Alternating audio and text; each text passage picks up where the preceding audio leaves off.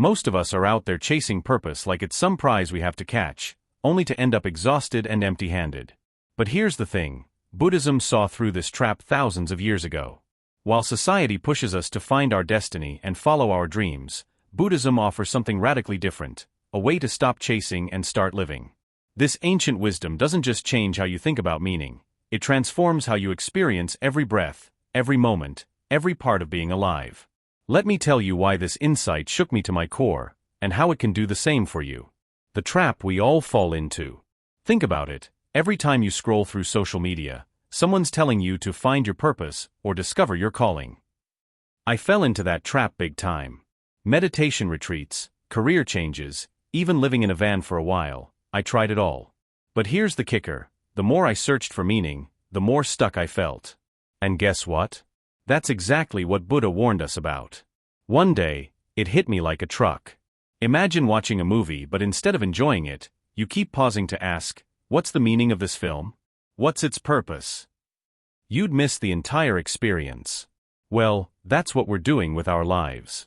We're so busy searching for meaning that we're missing life itself. As the Buddha put it, do not go after the past, nor lose yourself in the future, for the past no longer exists and the future is not yet here.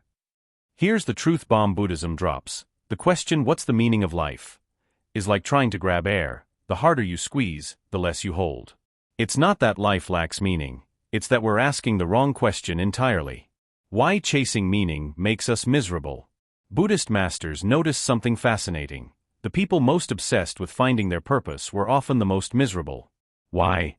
Because they turned life into a problem to solve, rather than an experience to live.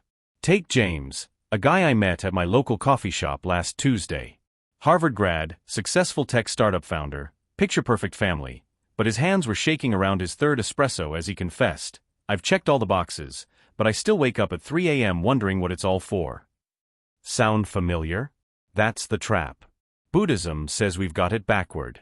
We don't need to find meaning. We need to stop turning meaning into this giant monster chasing us around.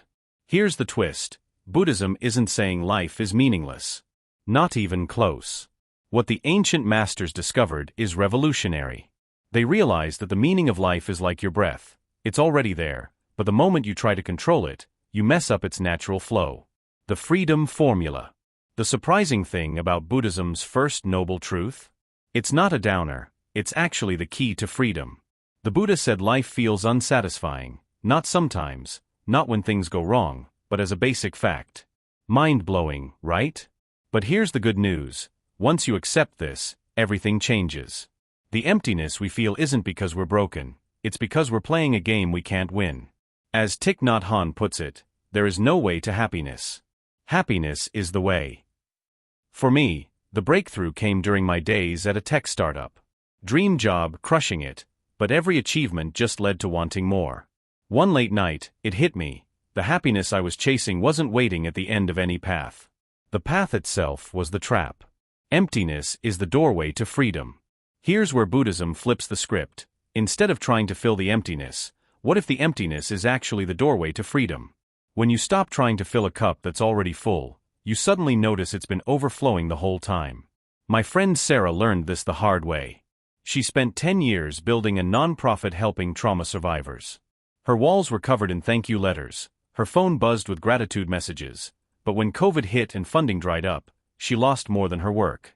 She lost her sense of identity. I realized I had become my work, she told me. When it disappeared, I didn't know who I was anymore. What Buddhist masters figured out is profound. We suffer because we cling too tightly to the stories of who we should be. Think about holding sand. If you squeeze too hard, it slips right through your fingers. But keep your palm open, and the sand stays. The sweet spot. There's an old Zen story about a monk who spent 20 years searching for enlightenment. One day, while sweeping leaves, totally absorbed in the act, it hit him. The meaning he'd chased for decades? It was in the simple act of sweeping. That's the secret. Fulfillment isn't something you achieve, it's what's left when you stop trying to achieve it. Ever been in an amazing conversation with friends and completely forgotten to check your phone? That's it. You're not trying to make the moment meaningful, you're just fully present. I tested this myself. For a week, I stopped questioning whether what I was doing was meaningful enough, and started showing up fully for whatever happened. Washing dishes, talking to strangers, writing scripts for you guys. Something shifted. Life didn't become more meaningful, I just stopped missing the meaning that was already there. Chop wood, carry water. Buddhist masters say, before enlightenment, chop wood, carry water. After enlightenment, chop wood, carry water. The actions don't change. What changes is how we experience them. Meaning isn't in what you do, it's in how completely you show up for it. Ready to experience this shift for yourself? Stay tuned, I'll share practical tools you can use to let go of the chase and start truly living. Here's the deal, 3 simple practices, 30 days, no expectations, just pure curiosity. What happened next? It completely transformed how I experienced life. But before I share them, here's the kicker, these aren't your typical live your best life tips. These are ancient tools that cut straight to the core of experiencing meaning. Practice 1. The Morning Death Meditation. Yeah, I know, it sounds intense. But hear me out. Every morning, I spend 2 minutes reflecting on this thought, today might be my last day. Not in a morbid or depressing way, but as a wake-up call to truly live. When you deeply grasp that nothing lasts forever, something shifts inside you. That argument with your mom? Suddenly not so important. That sunset outside your window? Absolutely breathtaking. Take my friend Tom, for example. After burning out at work, he started this practice. Now he says he finally knows what it means to feel alive. Practice number 2. Become the observer. Throughout the day, notice when you're caught up in wanting things to be different. A better job, more followers, a life filled with deeper meaning. Just observe those thoughts without judgment, like watching clouds drift across the sky. Don't try to stop them, just watch them pass. Lisa, one of our viewers, tried this for a week and realized she was spending hours mentally rewriting her life instead of actually living it. This small shift helped her step back into the present moment. Practice number 3. Full engagement. Pick one everyday activity, brushing your teeth, walking to the bus, making coffee, and do it like it's the most important thing in the universe. Feel every sensation. If your mind wanders, and it will, gently bring it back. Sounds simple, right? That's the magic. The meaning we chase out there is hiding in these tiny moments. These practices don't just transform your inner world, they ripple out into how you show up in your relationships, your community, and your work. As Thich Nhat Hanh once said, the miracle is not to walk on water. The miracle is to walk on earth. And that truth reveals itself when we fully engage with each moment. Why impermanence is beautiful.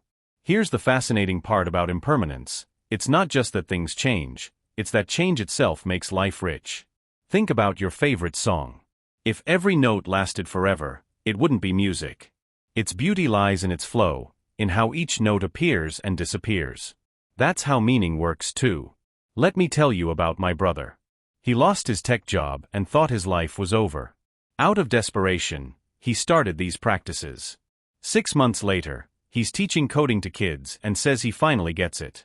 Meaning isn't in the job title, it's in the moments when he sees a kid's eyes light up. He stopped chasing the perfect career and started showing up for what's right in front of him. Flip the script.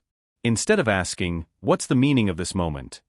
Ask, how fully can I live it? This isn't just a mental shift, it's a complete reboot of how you experience being alive.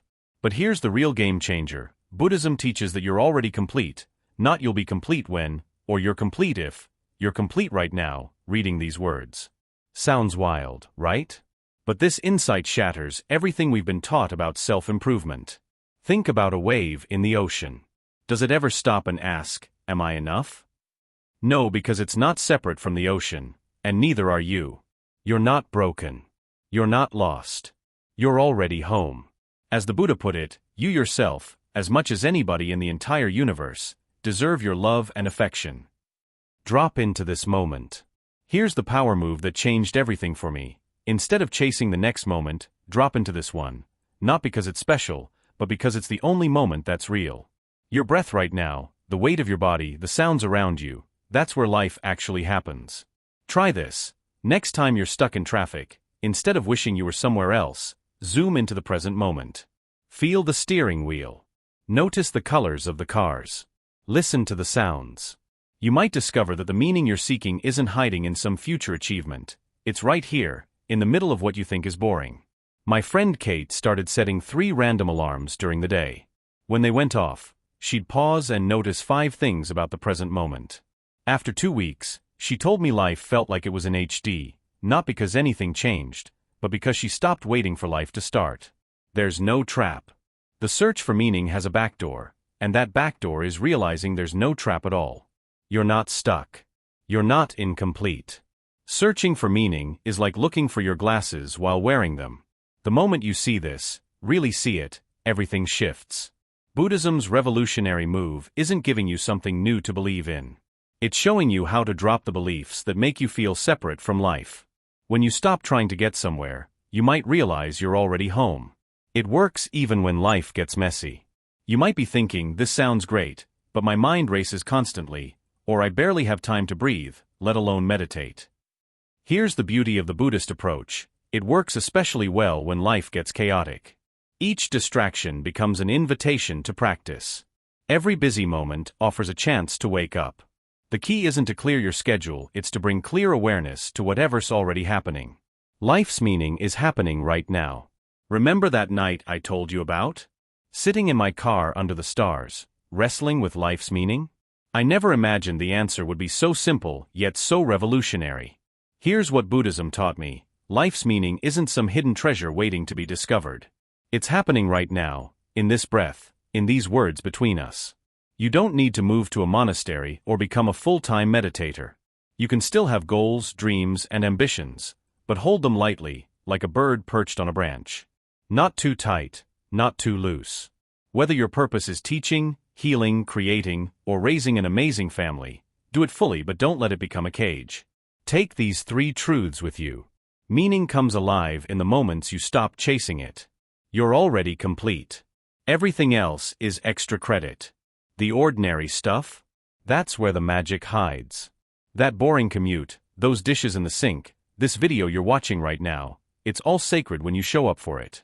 You'll move. Right after this, pick one normal activity today. Could be eating lunch, walking your dog, or even scrolling through your phone. Do it like it's the most important thing in the universe. Feel it fully. When your mind wanders, smile and come back. That's not just a practice, that's the whole game. The craziest part? Once you taste this truth, you can't untaste it. You'll still have ups and downs, but you'll stop feeling like you're missing something essential because you're not. You never were. Let me know in the comments, what ordinary moment in your life might actually be extraordinary? What if the meaning you're seeking is hiding in plain sight? If this resonated with you, hit subscribe and join our growing community of wisdom seekers. We explore insights like these every week to uncover truths that transform how we live. Until next time, remember, you're not watching your life story, you're living it right now. That's all there is, and that's everything.